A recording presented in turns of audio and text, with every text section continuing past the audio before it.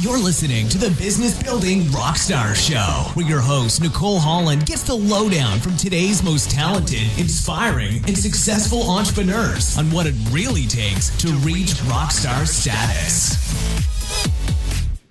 Hey there, Nicole Holland here, and you're listening to episode number 33 on the Business Building Rockstars Show. Today's episode is brought to you by my membership community called the Tough Cookies. It is perfect for entrepreneurs who are independent, motivated, entrepreneurs with a big mission. They're looking for a strong support system, resources, and community to make their dreams come true right now. If that sounds like you, check out my Tough Cookies community by visiting bbrshow.com/cookie. Or if you're in the States, you can text the word cookie to 33444.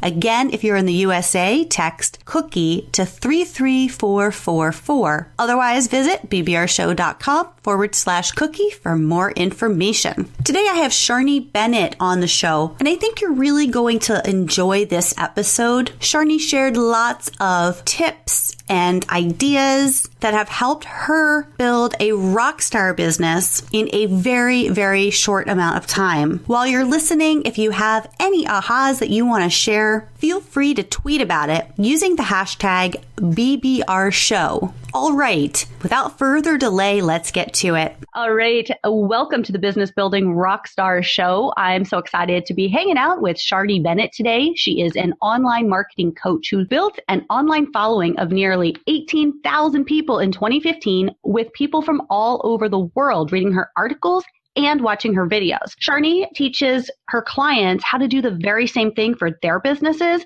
and helps them build online presences that attract new visitors and, most importantly, to turn them into paying clients. All of that is without blogging like a maniac or doing videos 24/7, but instead using her simplified marketing strategies and techniques. Sharnee, welcome to the show. Are you ready to rock? I'm ready to rock, Nicole. Super duper.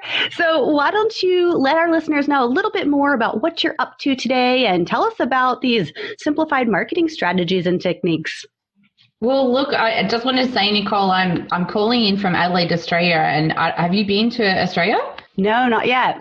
All right, it's an amazing place. So, I'm calling in from Adelaide, Australia, and I grew up in the country, okay?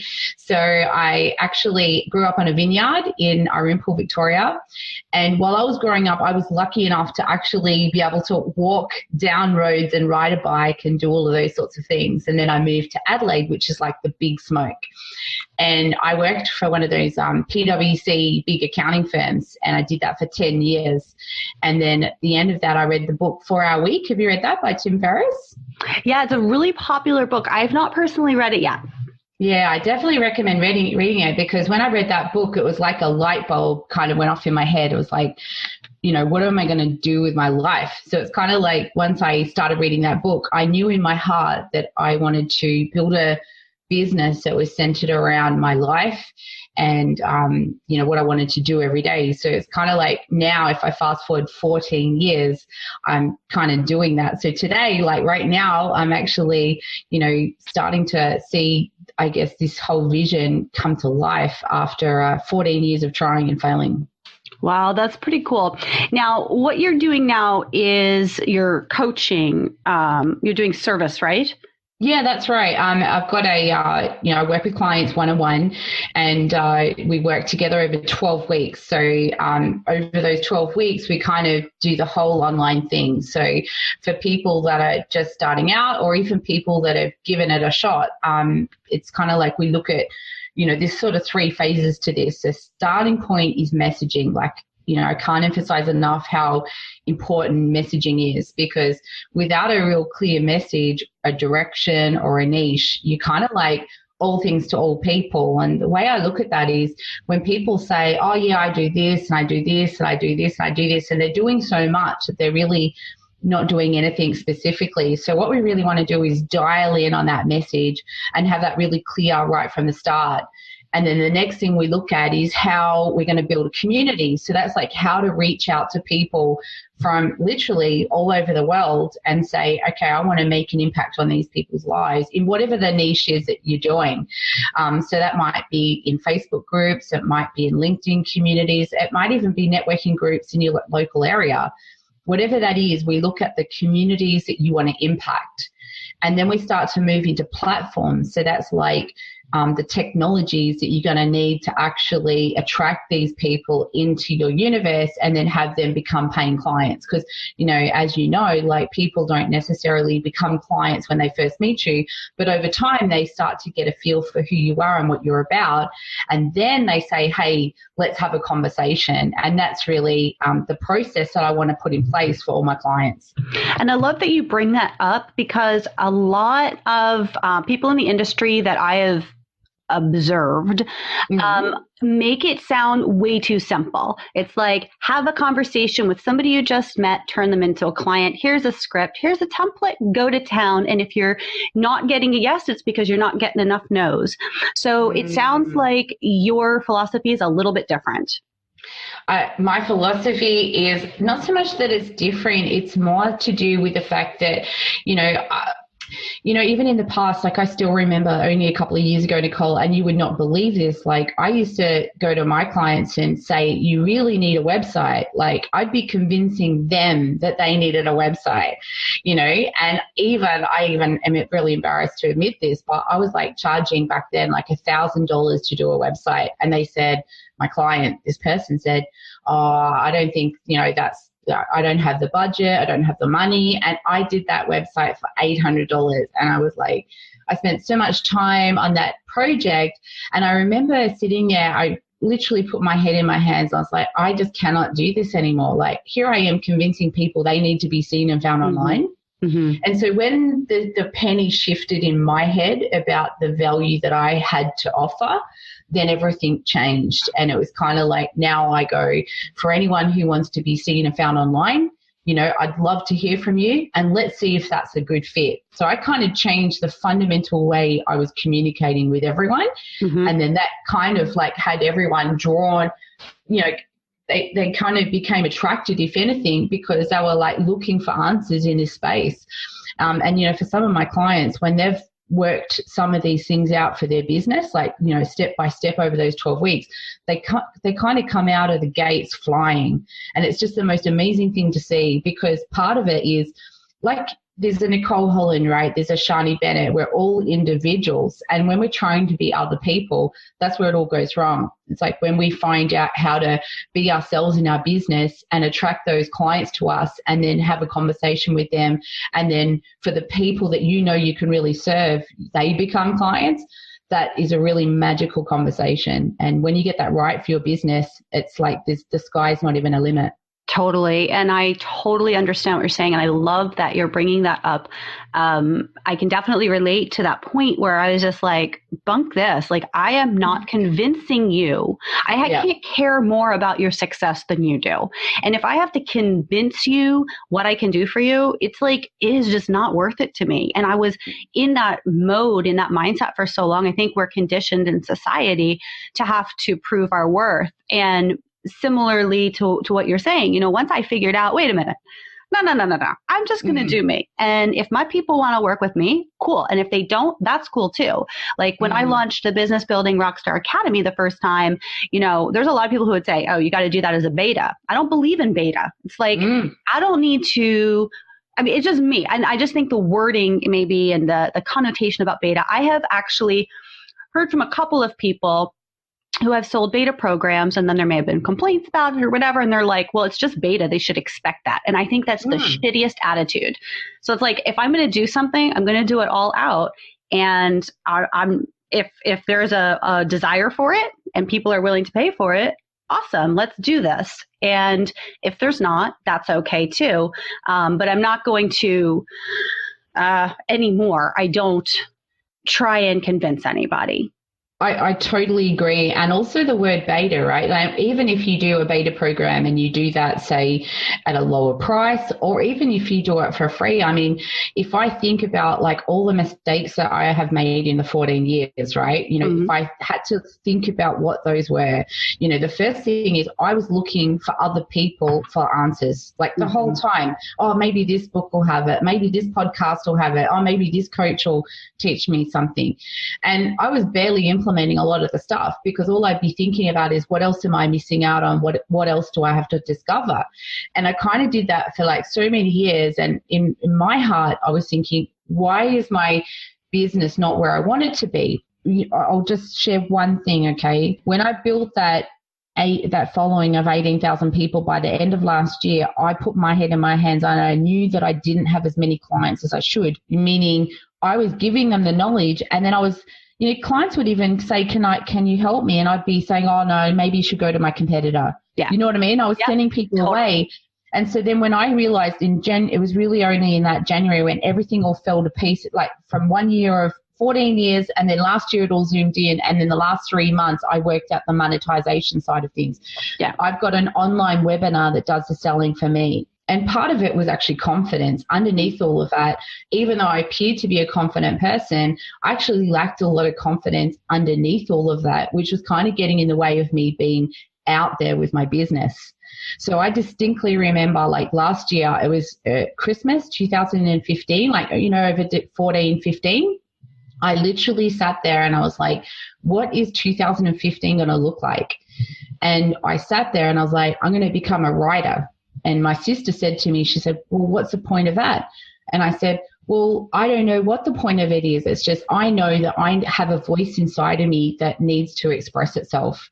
And I'm going to just start. And I literally just started. I was there on holidays and I'd get up in the morning, I'd grab my coffee, I'd grab my computer and I'd sit there for an hour and I'd write. Now, the first few pieces that I wrote were no masterpieces. In fact, they were pretty bad. But once I started, over that first month, I got like 1,500 followers by the end of January 2015. So I was there in Darwin and I was, you know, writing. I started writing, and you know how you have, you know, to become a habit, you need to practice something for a few days at least, right? So I said to myself, every day for a whole month, I'm going to write. So every day, even though I was working, I was juggling multiple family commitments, multiple friends and commitments at work. I had all this stuff going on and the gym. And then I would be like, okay, I've got to fit time in for my writing. So a day would not go past without me writing about something. And in terms of what I was writing about, it was about sales or marketing or personal development, like things that were important to me in my heart. So over those 30 days, by the end of those 30 days, I realized I had about 1,500 followers following my articles, and I knew that I had struck a chord. Like it can't, you know how when you feel something and you just know it. And all that and it actually started with, I started getting messages from people saying, I love that article. You know, where did that come from? Are you a blogger? And I got all this feedback and it was all positive. So that kind of spurred me on. It gave me the confidence to keep going once that 1 month was up. So as I went through, we're talking now to June in the middle of the year, and one of my colleagues taught me how to do videos. So I started doing, in fact, I actually did the Danielle Sabrina video challenge where every day we would do a video in the What Vibes Your Tribe group. So I said to myself, that's it. I'm going to do what I've done with writing already. I'm going to do that with video. So every day, without fail, I would share a video. Now, sometimes you get there and you go to do a video and you go, what the hell am I going to talk about? Yes. And then other times you just know, okay, I'm going to share this happened and this happened and this happened. And all of it is around a story or a lesson. So once I finished the What Vibes Your Tribe 30-day challenge, I got a lot of great feedback from the group, and, you know, people were commenting how much they enjoyed the videos, but not only what other people were saying about the videos, I started to feel confident in myself. No longer did I necessarily need people saying, I love that video. I was feeling so great about sharing my voice. I was on a natural high from doing all of that anyway. Now, you and I connected originally through that challenge that Danielle Sabrina put in her Facebook group. Yeah. And one of the things that I noticed when you were in it was you were actually at a bunch of masterminds. And I was really curious to talk to you about that too, and how, because I saw that kind of unfold in video. And so I would love for you to explain to our listeners how participating in high-level masterminds helped you with your confidence and along your journey as you were trying out all these strategies. Well, I think that as I'd been going for 14 years at this point. I'd read the 4-hour week 14 years ago. I knew I wanted to work for myself on terms that suited me. And all I knew was I just didn't know the middle bit. I didn't know how to do that. So all these years I'd been going on and trying to work it out with free stuff online, basically. Those when you go into YouTube and you type in, how do I get my business off the ground? That's a search term. I'd been doing that for so long. And I was like I had my hand on the hot plate. It was like none of it was really working. So I took the time last year to invest in myself for the first time in my whole life. And instead of, buying a house or buying even a dress or something like that, I was like, I'm going to invest in coaching because there's something missing here. I know that I've got something to offer. I just don't know what structure or form that's going to take. So when I invested in that coaching, I went to my first mastermind. It was actually a guy from Australia. And in that room, I started to discover just how much I really knew. And, he untapped things that were already sort of sitting there right on the end. When you're just on the edge of something? He kind of was like the catalyst for great change. And it was kind of after that first mastermind, that was in June, that I did that challenge. And I started to go, you know what? There are people in the world that I can help. And there's people in the world that I can serve. Now, before that, I'd been more focused on, well, how can I teach people how to build a website or build a sales funnel? And I wasn't really operating at the level of serving humanity, really. So once I started giving unconditionally through the videos, I just started to discover how much I could impact other people when I haven't even met them, and how I could, when they emailed me back saying, you have really touched my heart and my life, and I'm learning something and I'm in action, that just gave me such a feeling of contribution. In a way, I became addicted to that contribution because I loved helping people. Yeah. So it was really a catalyst in the end. By the time I got to June, I knew myself to be someone in action. And maybe the differentiator, Nicole, I don't know if you can identify with this, is for the 14 years I'd been spinning around, what was really missing in there was targeted action in the right direction. Yeah, I like that you say that. And for me, it's very similar, but a little bit different because you say targeted action. And I think that we fall into different categories. Either we're like really heady or really hardy, and we can balance that out. And for me, being in that heady place actually has gotten me off my path many times. And so what I've come to learn is to tap into my intuition and feel into it and kind of get into that woo-woo heart space where it's like, okay, what am I inspired to act on? So I actually do personally, and I don't necessarily recommend this because I really believe that everybody has to find what works for them. Everybody has to find their own groove and their own style. And most people will benefit from things that are very structured and organized. Myself, not so much. And so what I find is that, like, for my days, I know the basic themes of my days. For example, we're recording this on a Tuesday. I do my interviews on Tuesdays. I work with my clients mostly on Fridays. Like, I have different days that I do things. And beyond that, I have kind of like, I don't meet with people before 2 p.m. Eastern because I meet with people all over the world. Sometimes I'm working till 10 o'clock, 11 o'clock at night, my time. So like for me, I let my mornings be mine. And when I get up, I ask myself generally, I mean, if there's things that have to get done, then they'll get done. But generally, I ask myself, like, what do I feel inspired to do? Now, this style does not work for most people. Most people will never get anything done if they do it this way. But, I've come to know myself well enough that I know that that works for me. And I think something that's really important just to highlight here really is that everybody's so different. But action is key. You cannot just keep dreaming. You cannot just keep hoping. You cannot just keep Googling or using YouTube or, following people's freebies or even buying stuff. A lot of times people buy these programs and think, well, I've paid for a program or I've hired a coach, so now everything should change. And it's like, if you're not taking the actions aligned with your intentions, you will fail.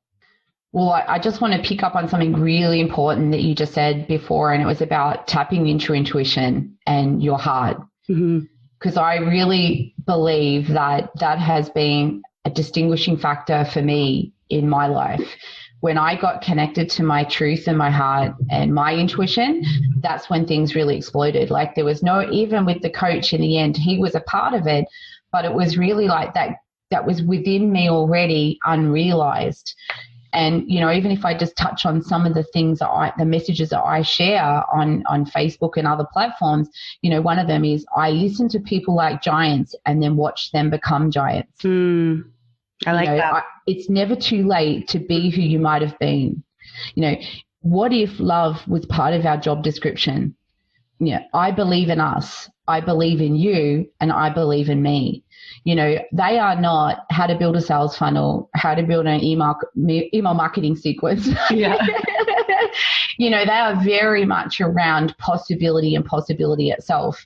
And when I started to discover all of those messages that were in me, that were connected to my heart, and then started expressing them in an authentic and integral way, that's when it just felt like my whole life elevated. That's so great. So let me take you way, way back and ask you this. When you were really young, like before life got complicated and before people, even before you started going to school and you started learning the truth about what you could and couldn't do, when you were really young, what did you want to be when you grew up?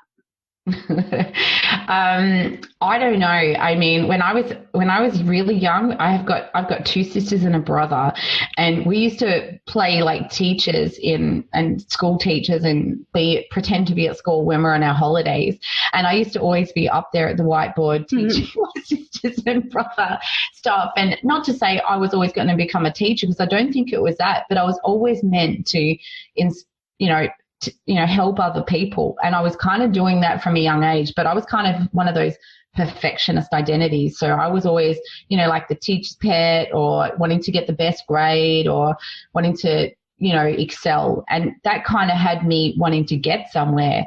So, in the end, as it turned out, I went away to a strict Catholic boarding school, and, I became an accountant of all things, gave that, 3 months, and, that quit that, thank God, and then started implementing IT systems for IBM. And so, I was talking to a client about this yesterday, Nicole. I was kind of saying, when we want to be something in our life, some of us are lucky and we just always know we want to have been something. But for most people, they kind of fall into something. I did this degree and then now I'm actually fulfilling on that degree.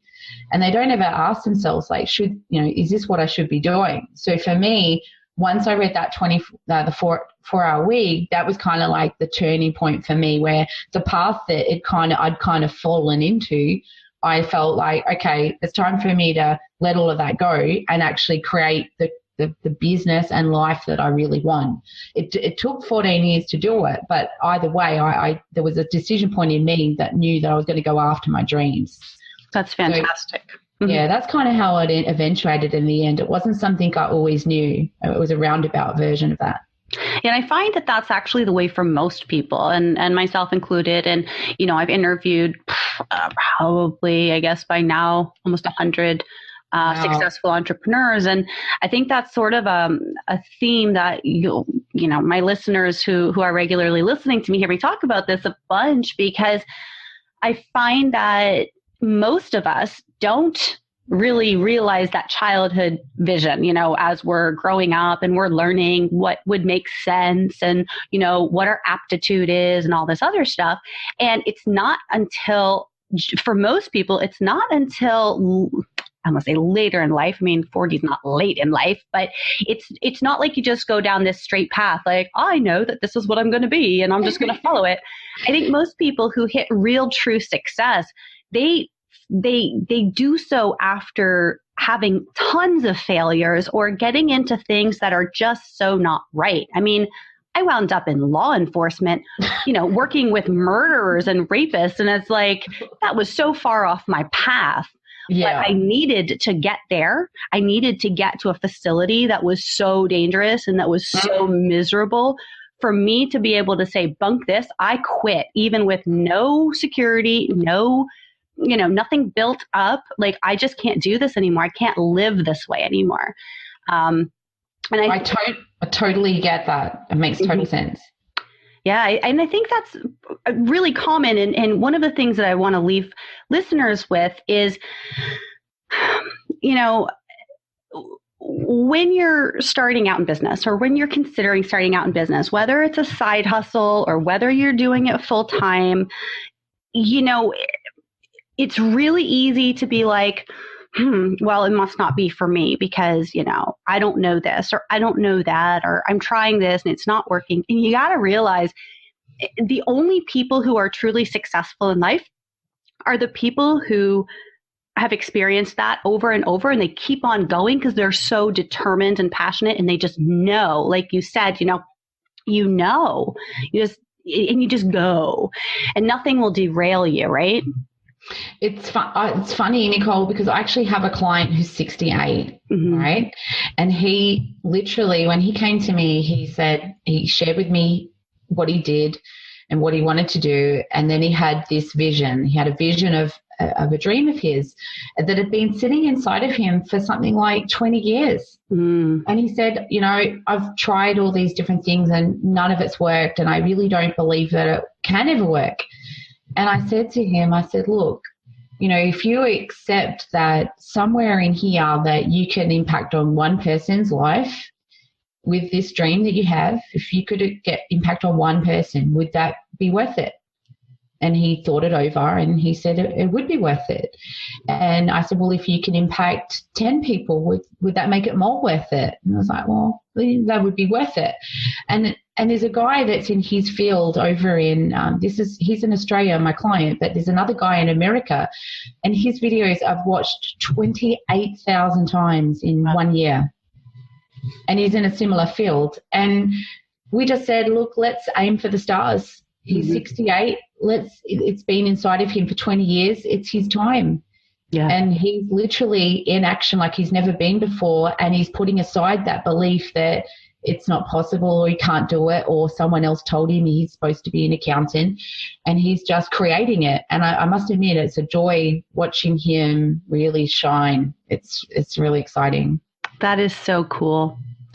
So let me ask you, when it comes to social media platforms, you're on quite a few. What do you find is the most beneficial to grow your audience? Okay, so look, I don't know if you know or not, but I met with Gary Vaynerchuk a couple of weeks ago in Sydney while he was visiting, and he's an extraordinary genius, like unbelievable. And he gave me some really great advice around social media. And I'll start with, well, first of all, I've got my 18,000 followers. Most of them are on LinkedIn and Facebook and email addresses. Okay. And so once I bedded that down, that took a bit of time to kind of, get a natural expression of my voice in those platforms.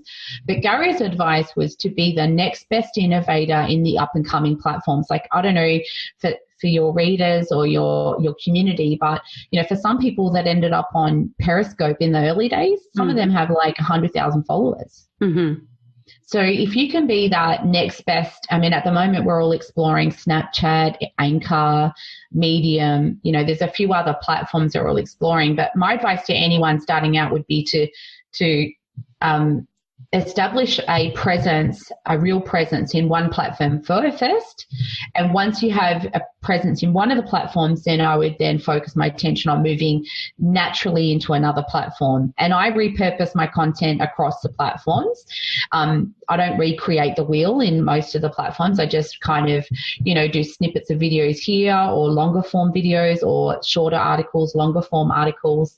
And then once you kind of start, you kind of find a groove in the platform, and then people start responding. And really what I'm aiming to do is to encourage a conversation. I want people to start exploring concepts with me and with each other, and something truly magical opens up during that process. You never know what it's going to happen, what's going to create. Mm-hmm. Very cool. And is there anything that you can identify as having been integral to you simplifying your life as an entrepreneur? Yeah, I've more recently I've discovered how to do that better, because as an A type, like I tend to over time, like as you said, work into the night or work in the morning and all of that stuff. I've really simplified things down a lot, and I'll share with you my typical week right now. Like literally in reality, this week, I work with clients one-on-one for 2.5 days a week. So each client that I'm working with gets 2 hours and one-on-one with me personally or over Skype. And then they get to access phone or email access to me for any breakdowns during the week that they might have. They might get stuck on a platform, or they might get stuck doing a video. They can call me. Then I spend 1 day a week on my group program and shooting videos for my online programs.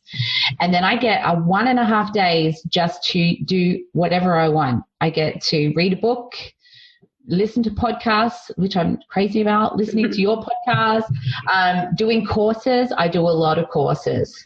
I get to have that, the time that frees up from actually giving myself that time, that allows me to be in a headspace that's enabled me to be successful. So simplifying things was key, by not working like a maniac, like 40 hours a week, and feeling like working harder would make a difference. Working smarter made a difference for me, giving myself that headspace. And also something simple like going to the gym. I go to the gym most mornings, and that allows me to be healthy, and that's really important to me. Awesome. And who would you say has been your most inspiring mentor? I'd have to say Ted McGrath has been extraordinary mentor to me. He's been a real catalyst for change in my life, and he's an amazing teacher and creator. I listen to a lot of Russell Brunson. He's got Marketing Your Car. He created ClickFunnels. Mm-hmm. I think he's particularly inspirational. But, I think John Lee Dumas and Lewis Howes have been, I've been listening to them since the very start. And watching their rise has been extraordinary. And they've just taught me so much. And also, with that whole model of interviewing other people, we just create something in the universe that doesn't exist already. And that creates teachings that weren't there before. And that's what those guys are doing. And it's just, big admiration for them. They've taught me a lot. Awesome. I love it. So now it's time to wrap up. Why don't you let our listeners know how they can reach out to you, how you would like to serve them? Well, look, I want to encourage anyone who's listening to think about what business model that they want to put in place that's going to serve them, okay? And if they go to my LinkedIn page, which is Sharnee Bennett on LinkedIn, and if they come across any of my articles, right, at the bottom of that article, there'll be what I call the bridge. I teach the bridge in my with my clients. And when you see the bridge, you can actually follow a link from the bridge to my website or through to my online training, okay? And if people go to that article and they see that bridge, then they can see for themselves how they can fine-tune their own business, if that makes sense. So they can just follow suit on what I've done. That's how I've built my following to 18,000. I think it's around 22,000 now. Mm-hmm. If they just go to that article, they will see for themselves how I build my own audience. Fantastic. And we'll have that link in the show notes as well. Yeah, for sure. Sharnee, thank you so much. It has been so much fun hanging out with you. You're most welcome, Nicole, and I'm so grateful for the time that you've spent. It's just been awesome hanging out with you. Likewise. Thank you so much for tuning in today. I hope that you enjoyed this episode, that you got heaps of value from it. And if you did, I would love to hear about it in the comments on the show notes page. Let me know what you thought, and you can find the show notes at bbrshow.com. Again, today's episode is sponsored by my brand new membership community called The Tough Cookies. If you're an entrepreneur who is determined and committed to making your dreams come true, and you're looking for a no-nonsense place to get the resources and support that you need, come on over to Tough Cookies. You can find out more by visiting bbrshow.com/cookie, or if you're in the US, you can text the word cookie to 33444. Again, that's COOKIE to 33444, and you'll get more information that way. Business builders, I just want to thank you for continuously tuning in, subscribing on iTunes, giving great ratings and reviews. I would not be able to do this podcast without your support, and I just want to extend an extra special thank you today. That's all I've got for now, so I wish you a great day, and I'll talk to you next time. And there you have it. If you enjoyed this episode of the Business Building Rockstars Show, be sure to subscribe on iTunes so you don't miss a thing. And visit bbrshow.com for all the show notes and links to resources discussed on today's show. Plus, lots more.